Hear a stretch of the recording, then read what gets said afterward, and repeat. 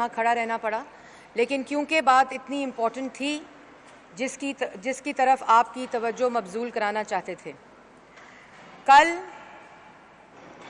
जिस तरह सिंध गवर्नमेंट ने नोटिस लिया, जो परसों वाक़या हुआ, और उस वाक़ये के ऊपर पूरी कौम शर्मिंदा है।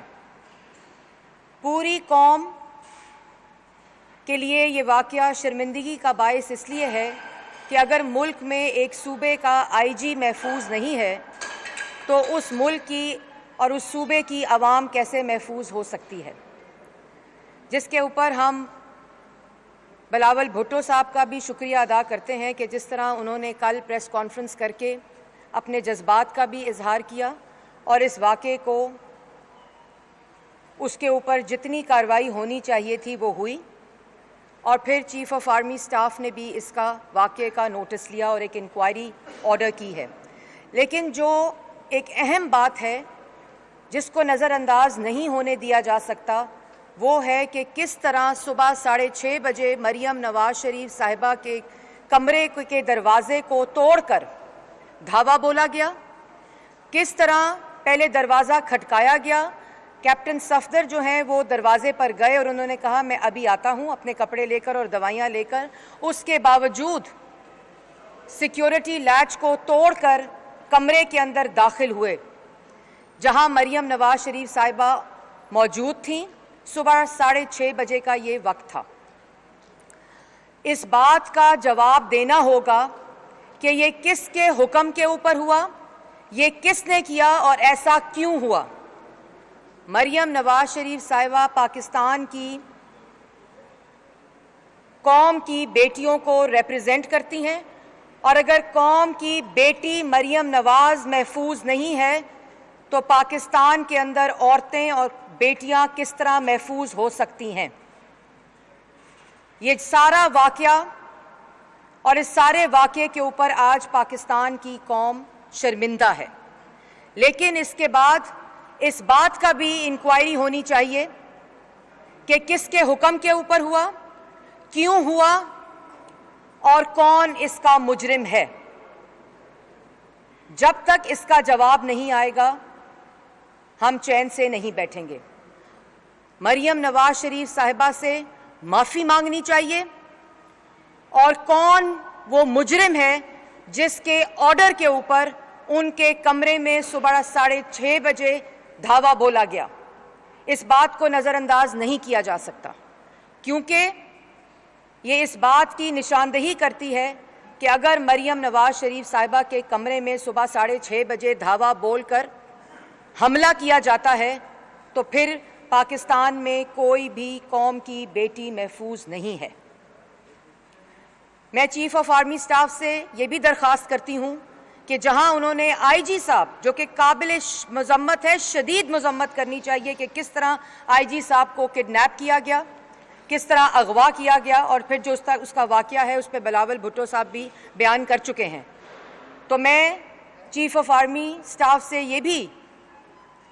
ये भी रिक्वेस्ट करती हूँ कि इस इंक्वायरी के अंदर मरियम नवाज शरीफ साहिबा के कमरे में किसने हमला किया, किसके ऑर्डर पे हुआ और क्यों हुआ, उसको भी इंक्वायरी में शामिल किया जाए। उस इंक्वायरी रिपोर्ट का ये भी हिस्सा होना चाहिए कि ये किसके कहने के ऊपर सारा वाक़या हुआ, क्योंकि आईजी साहब को अगवा मरियम नवाज शरीफ साहिबा के कमरे में हमला करने के लिए किया गया था। आईजी साहब को अगवा कैप्टन सफदर के ऊपर जो मुकदमा है कि उन्होंने थ्रेटन किया कत्ल कर देने की धमकी लगाई, वो इसलिए आईजी साहब को अगवा किया गया था। आईजी साहब को इसलिए अगवा किया गया था कि इस तरह धावा बोला जाए, हमला किया जाए मरियम नवाज शरीफ साहिबा के कमरे के ऊपर, दरवाज़ा तोड़ के उनके कमरे में दाखिल हुआ जाए। ये भी इस इंक्वायरी का हिस्सा होना चाहिए, क्योंकि ये करने की वजह से आईजी साहब को अगवा किया गया था, जिससे उन्होंने इनकार किया था। तो ये इंक्वायरी रिपोर्ट तब तक नामुकम्मल होगी जब तक इसके अंदर जो मरियम नवाज शरीफ साहिबा के, और ये क्यों इम्पोर्टेंट है, ये मरियम नवाज शरीफ साहिबा की बात नहीं है, ये उनकी ज़ात की बात हुआ, अफसोसनाक वाक़या था। काबिल मजम्मत है, शदीद काबिल मजम्मत है, लेकिन ये इस बात की अक्कासी करता है कि अगर उनके ऊपर ये हमला हो सकता है, उनके कमरे का दरवाज़ा टूट सकता है, तो फिर यहाँ कौन महफूज है।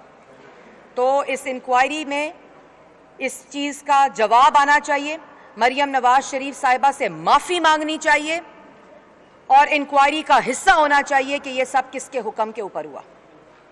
तो मैं आपके ज़रिए भी, मीडिया के ज़रिए भी ये बात रखना चाहती हूँ कि जल्द अज जल्द जब ये इंक्वायरी रिपोर्ट आए, उसके अंदर मरियम नवाज शरीफ साहिबा के जो वाक़या है, शर्मनाक वाक़या है, अफसोसनाक वाक़या है, इसका भी इंक्वायरी रिपोर्ट के अंदर जवाब आना चाहिए और मरियम नवाज शरीफ साहिबा से मुजरिमों को माफ़ी मांगनी चाहिए। आपने को बात ऐड करनी। और इसमें एक बात जो है वो पेश नज़र रहनी चाहिए कि जो जिन दफ़ात के तहत मुकदमा दर्ज किया गया वो तमाम की तमाम दफ़ात जो है वो बेलेबल हैं, और किसी बेलेबल ऑफेंस में जो रिक्वायरमेंट होती है प्रोसिक्यूशन से या लॉ इन्फोर्सिंग एजेंसी से, पुलिस से, कि वो चलान जो है वो अदालत में पेश करें और अदालत जो है वो मुलज़म को जो है वो समन करे। यानी बेलेबल ऑफेंस जो है उसमें किसी मुलज़म को गिरफ़्तार करने का इख्तियार नहीं होता पुलिस के पास, और गिरफ़्तार करने की ज़रूरत नहीं होती। तो फिर बिला ज़रूरत सिर्फ़ और सिर्फ इंतकाम और अपनी नफ़रत और अपने इंतकाम को जो है वो लेने के लिए एक इंतकामी कार्रवाई जो है वो की गई। और ये इंतकामी कार्रवाई जो है, जो मरियम नवाज़ साहबा जो कि एक पार्टी की लीडर हैं, वो एक बड़ी पार्टी को रिप्रेजेंट करती हैं, तो उनके बेडरूम में जो है वो फोर्सिवली जो है वो दाखिल होना, दरवाज़ा तोड़ के, और उसके बाद जो है वो वहाँ से जो है वो कैप्टन सफदर साहब को जो है वो गिरफ़्तार करना, जबकि वो ख़ुद कमरे से बाहर आने को तैयार थे। तो ये एक इंतहाई शर्मनाक और अफसोसनाक जो है वो अमल है। और ये जो है ये कोई छोटी खिलाफ वर्जी नहीं, ये आइन की खिलाफ वर्जी है।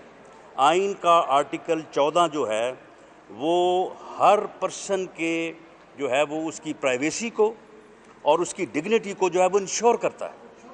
आइन इस बात का तहफ़्फ़ुज़ देता है हर शहरी को कि उसकी जो डिग्निटी है और उसकी जो प्राइवेसी है वो नाकाबिल तस्ख़ीर है।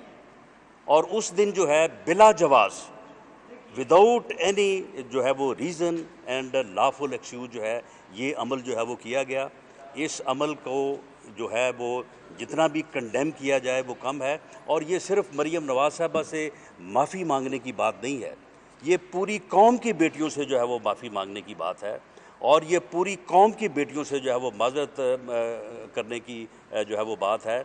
और जो 10 दिन का टाइम दिया गया है कि आईजी साहब के घर की जो उनकी भी प्राइवेसी और उनको उनके घर में दाखिल हो के उनको वहाँ से अगवा किया गया, किस मकसद के लिए? इसी मकसद के लिए जो है वो उनको अगवा किया गया। और इसका मकसद ये था कि मरियम नवाज़ साहबा को खौफज़दा किया जाए, एक ऐसा एक्शन उनके ख़िलाफ़ किया जाए कि वो खौफज़दा हो।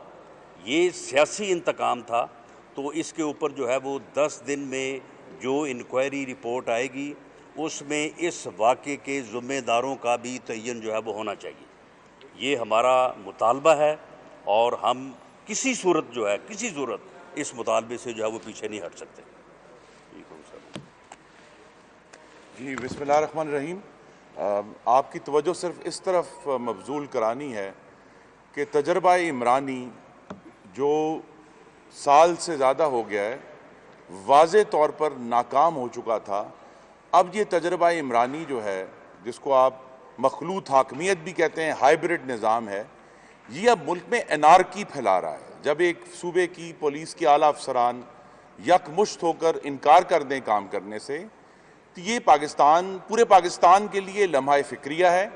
और ये वैसा ही वाक़या है जो लाहौर में बगावत की FIR दर्ज की गई थी, क्योंकि ये दोनों जो जुर्म हैं लाहौर में हुआ और कराची में हुआ, ये वफाकी हुकूमत की ज्यूरिस्डिक्शन है कानून में।